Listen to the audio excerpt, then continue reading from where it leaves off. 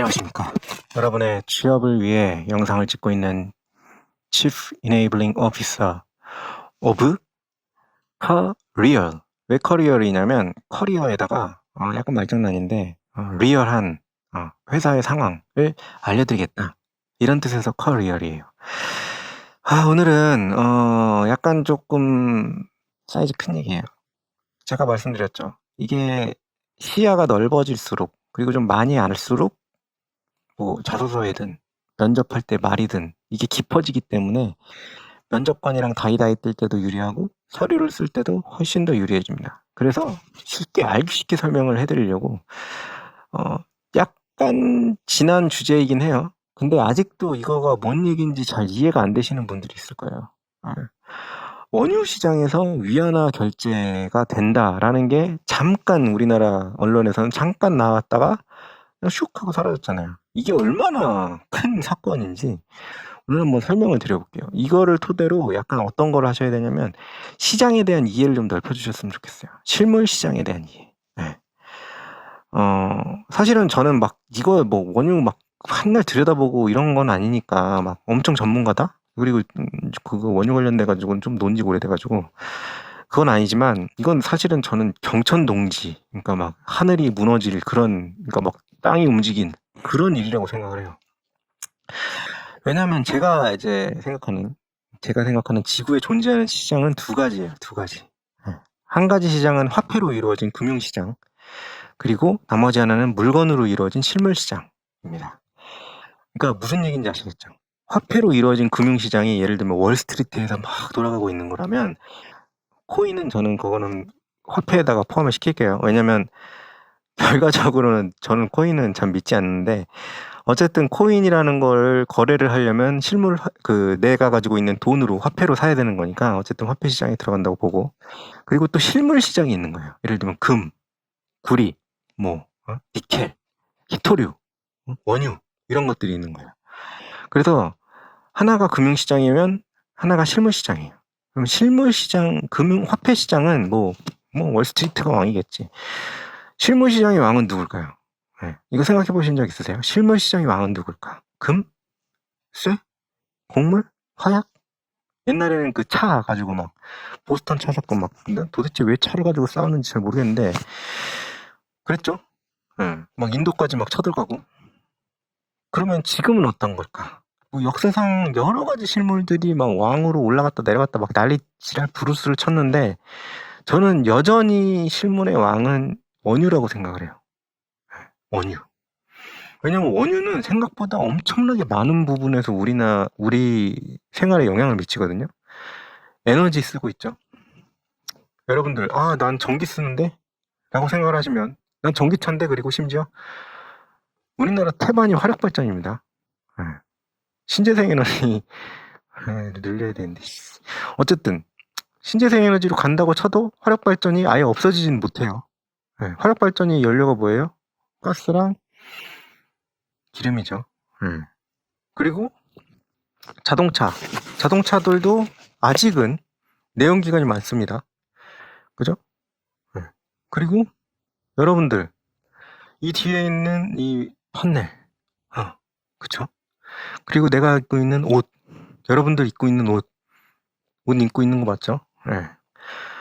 그런 것들 다 뭐예요? 합성섬유죠. 합성섬유 어디서 와요? 원유에서 옵니다. 의외죠? 태반이 원유에서 와요. 그리고 석유, 당연히 휘발유, 경유, 죄다 원유에서 오지. 그러니까 사실 사우디가 그렇게 돈이 존내 많은 거예요. 돈이 존내 많아가지고 좋은 차 타고 다니고 막 이러잖아.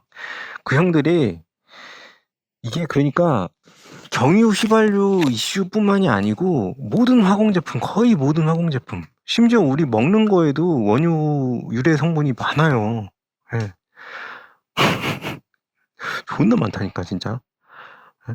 그러니까 이게 단순히 그냥 휘발유, 경유 이런 것 때문에 그런 게 아니고 국가 경제에 엄청나게 중요한 게 원유인 거예요. 우리나라도 국가가 운영하는 원유 탱크가 여기저기 있어요. 거기다 다 쟁여놓는 거야. 왜냐면 전쟁하려면 그게 있어야 되거든. 그 정도예요. 사실 원유의 위상이라는 게. 예. 근데 여태까지 원유는 뭘로만 결제를 했냐? 달러로만 결제를 했습니다. 예, 달러로만 결제를 했어요. 물론 아주 일부 러시아나 이런 애들이 약간 이란 이런 쪽은 어씨 미국이랑 이제 사이가 안 좋으니까 우리 걸로 결제 이랬을 수 있지만 타이니 리틀이었고 중동이 존나 많이 나오잖아요. 중동이 달러로만 야 우리는 원유값 달러로만 받을게 이렇게 된 거예요. 이게 왜 그러냐면은 옛날에 사우디가 이게 약점이 뭐냐면 약간 히스토리를 말씀을 드리면 사우디는 기름은 존나 많잖아요. 얘네가 맨 처음에 뭘 했었냐면 원유가 났는데 존나 털렸어 사실.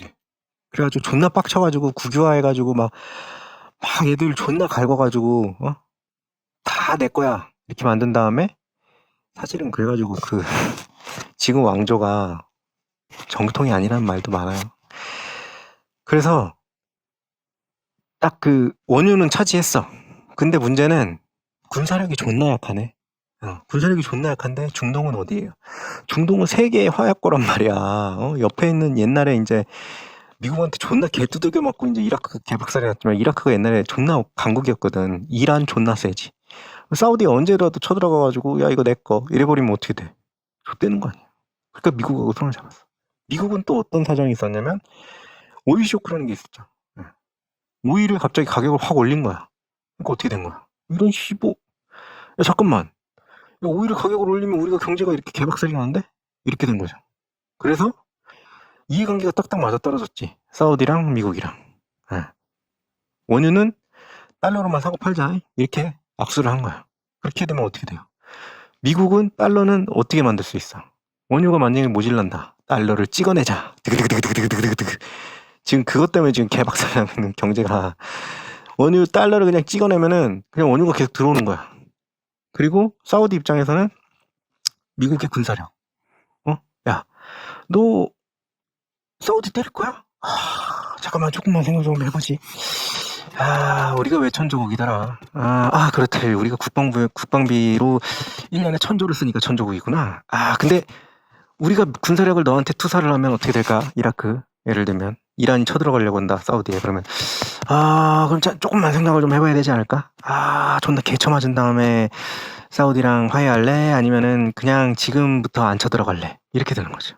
뭔 얘기인지 아시겠어요? 군사적인 보호를 해줬다고. 여기저기 외교적으로도.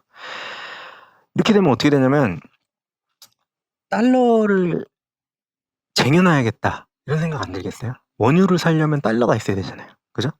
그래서 이제 뭐가 생겼냐면 달러 패권이 생긴 거야. 다들 달러를 원하는 거야. 제발 형님 달러 좀 주십시오. 이렇게 해가지고 달러 패권이 시작된 거야. 왜냐면 원유를 살려면 달러가 있어야 되고 원유가 반드시 국가를 돌리려면 있어야 되니까. 그런데 지금 이게 위안화 결제가 된다? 이거 엄청나게 큰일이에요 사실. 중국이 똑같은 짓을 할 수 있다는 거지. 위안화를 찍어내서 중동 국가들이 그걸 심지어 근데 오케이를 했단 말이야. 그럼 중동 국가한테 가가지고 위안화 주면서 야 원유 주세요 하면 그게 된다는 거거든. 이게 결과적으로는 중동 국가들이 중국의 영향력을 인정을 했다는 얘기가 되는 거고요. 사실은 이전에 무슨 이슈가 있었냐면 미국에서 셰일가스 셰일오일이 터지면서 중동에 대한 의존도가 많이 떨어진 거야. 옛날에는 막 달러를 막 찍어내서라도 원유를 사왔어야 되는데 이제는 그게 아니고 저기 우리도 나오는데 잠깐만 생각해보니까 쟤네 우리 경쟁업체네? 이렇게 된 거지. 그러면은 이게 군사적으로 경쟁업체를 보호해주는 게 말이 되나? 말이 될까요? 미국의 그 정유사들이 그 정치 쪽에다가 그 후원금을 얼마나 낼 것 같아요? 존나 많이 내겠죠? 근데 뭐 사우디가 군사적으로 어려워진다고 이게 뭐 군대를 파견한다? 과연 그러면은 그 사람들이 좋아할까? 정치적 후원금을 낼까? 미국 정치인들한테? 이렇게 되는 거예요. 게다가 이제 우리 투항상께서 우리 럼프 형님이 그레이트 아메리카 어게인 이 지랄을 해놔가지고 사우디랑 더 급속도로 멀어진 거지. 그렇잖아요. 너는 필요 없어. 이렇게 된 거죠. 그러니까 중국하고 손잡게 된 거지. 사실은 이게 국제 정세인데 지금 솔직히 저도 어떻게 될지는 잘 모르겠어요. 이 위안화 결제가 허용이 됐다까지만 있는 거지. 그러면 예를 들면 환율이 이제 요동을 치겠지라고 생각을 했는데 또 요동을 딱히 치진 않더라고. 한참 뒤에 봤더니. 그래가지고 이게 실제로 그러니까 뭐 솔직히 한 10년 뒤, 5년 뒤, 10년 뒤에 결과가 나겠지만 지금 어쨌든 간에 이 시작 자체는 굉장히 우리가 주목을 해야 되는 그런 상황인 거는 100% 맞아요. 네. 그러니까 오늘은 진짜 간단하게 이 위안화가 원유를 결제하는 화폐가 된 거의 의미에 대해서 진짜 약간 최대한 간단하게, 네. 솔직히 저도 간단하게 말고는 더 자세하게는 몰라요. 자료 조사를 해야겠지. 모르지만 어쨌든 설명을 좀 드렸습니다. 이 영상을 토대로 한번 궁금한 점이 있으시면 진짜 전문가들이 위안화 결제의 의미에 대해서 막 설명해 놓은 것들이 있거든요. 그런 걸 한번 좀 찾아보시면서 공부를 해보실 필요가 있어요. 우리나라 사실 원유 가격이랑 이런 거에 대해서 영향을 전혀 안 받는 회사는 없어요. 진짜 없다고 자신할 수 있어요. 그러니까 그런 것들, 그 거시적인 부분에 대해서도 좀 시야를 넓혀보시는 게 여러분들 준비를 하시는데 더 큰 도움이 될 것 같습니다. 뭐 인재상 이런 거 공부하는 것보다 그런 게 훨씬 더 나아요. 구독과 좋아요 부탁드립니다. 감사합니다.